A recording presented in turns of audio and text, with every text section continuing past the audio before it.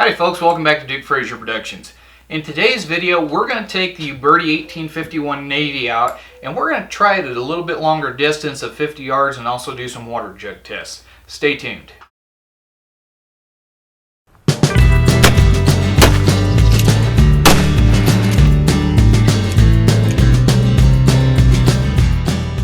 Did in the previous video when we tested the Colt Conicals from Air's Gone bullet molds. I've seen what they do to a milk jug, and a lot of folks pointed out that they pass right through. And one person pointed out, in Elmer's Keith book, that Confederate veterans said that they preferred the round balls because they were had more knockdown power than the Conicals did. Now I've had the book, I haven't got across that section where it talks about it yet, but I thought, you know what, I'm going to test to see what the round balls will do on a milk jug. So we're about the same distance as we were before. So I'm going to pop a couple rounds in this and see if it's more violent than what the conical bullets were.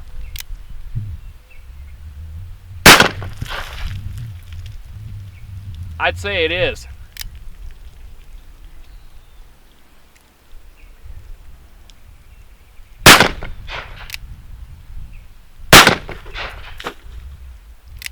Well, there's a clay target outside the cam I'm going to take.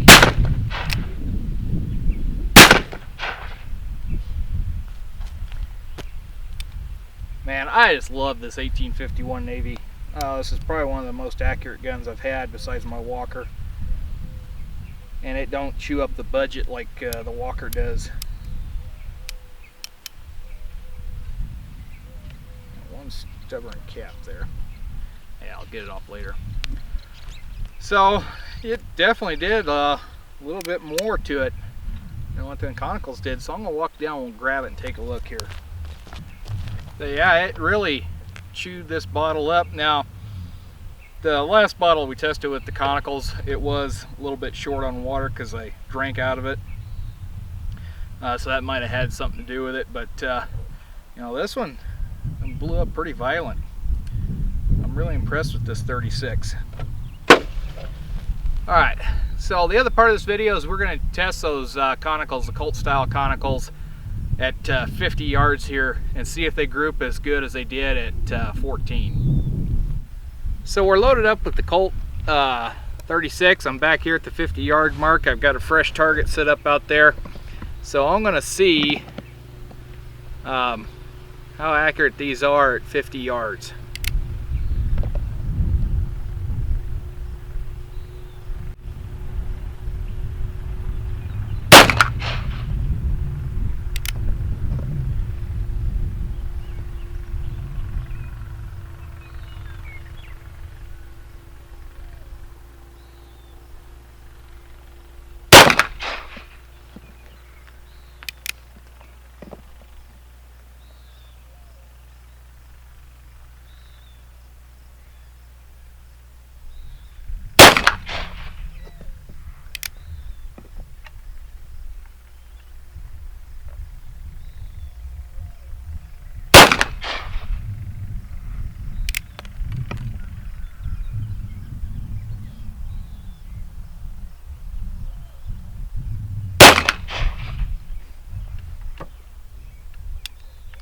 Looks like they all shot to the right. Looks like 2 are high, 3 are low, and all to the right. So they do open up a little bit at longer distances. You saw in the previous video, at 14 paces, which my paces are about a yard a pace. So right about 14 yards, they were at point of aim and a fairly tight group, about the size of a chew can. Here at 50 yards, they've opened up a little bit and gone to the right. Well, initially I thought that the 5th bullet had completely missed the target. It was just a wild flyer that went off. But upon reviewing the footage and playing it in slow motion, you can actually see the bullets as they're hitting the paper. They're traveling just slow enough for the camera to pick them up. And you can see that 5th shot hit in the exact hole Same hole as one of the other shots, the one that was closest to the bullseye there. So in fact, there are 5 hits on paper here. It's just 2 of them are in the same spot. So we got a fresh target set up at 50 yards. We're loaded up with round ball, about 22 grains of black powder 3F, and we'll see how this one groups at 50 yards.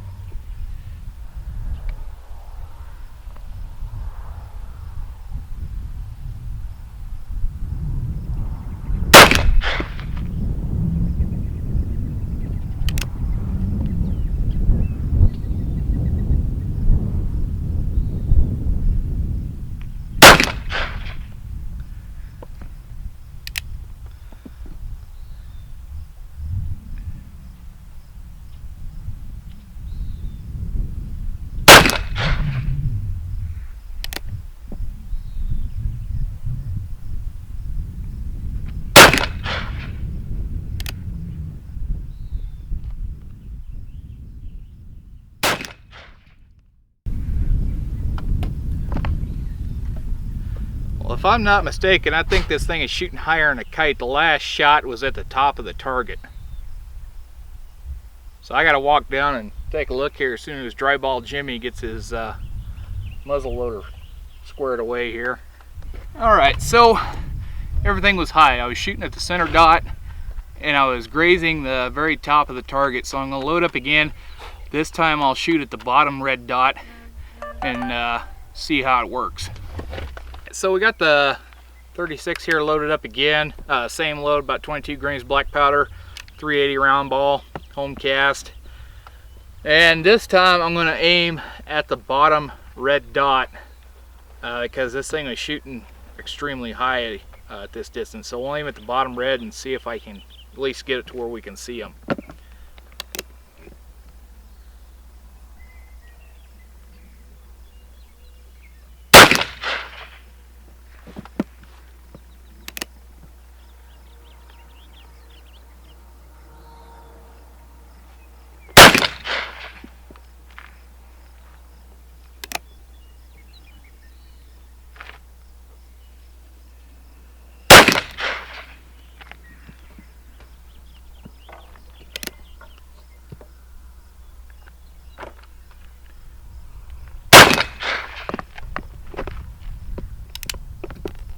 A little quick on that last trigger pull.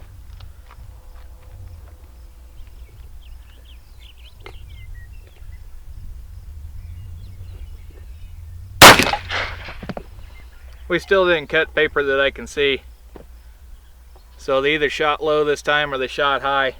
I don't know what, but I don't think we're going to waste any more time doing that.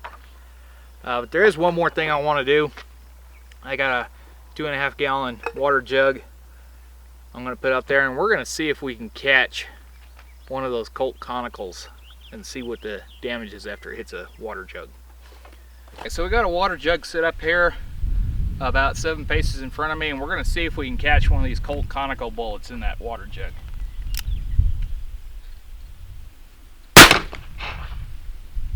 I don't think we did. I seen it hit the back.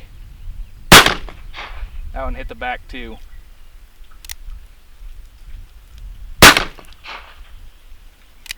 They're just going right on through.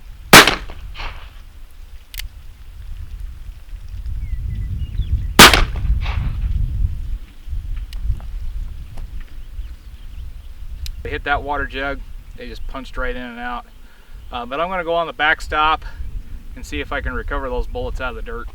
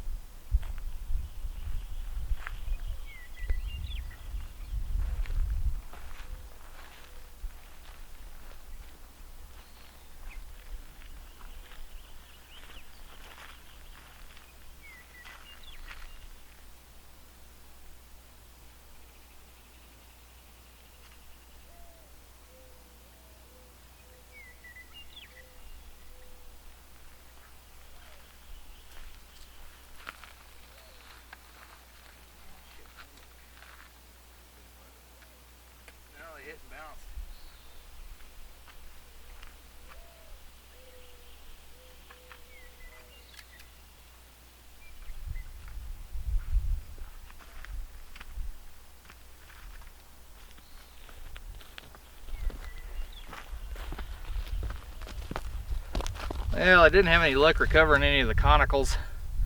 They just hit and bounced. I did recover one of the 380s. This is a little bit harder lead, and it did deform just a hair, but not much. And with the black on it, I'm gonna take a wild guess and say it's one of those that hit the tire. And then I recovered another chunk of ball, and I don't know where that came from. It's too big for any of the guns I was shooting today. Well, too big for the 36, too small for the 75. It's a pretty fresh one. Might have been Dry Ball Jimmy's, one of his 45s. So I think we're going to call that good for today. Got to see what the round balls do to a milk jug, and tried to capture one of the conicals unsuccessfully, but I'd say it's a pretty good day today.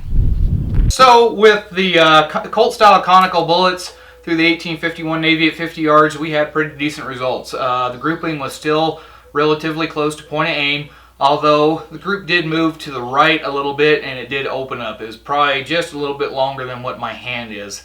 With the round balls, the grouping was not as good. When aiming right at the red dot at 50 yards, we were shooting right around 18 inches high.